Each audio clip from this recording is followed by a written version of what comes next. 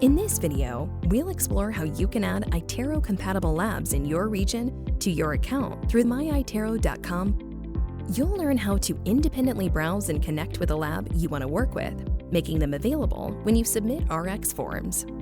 Connecting labs to your iTero scanner is available through MyiTero.com for users with administrator permissions only.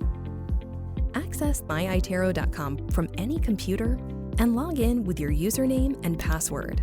On the home screen, click on the Settings button and select Practice Settings.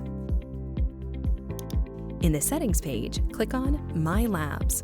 All labs connected with your clinic are listed here. To add a new lab, click on the Add Lab button.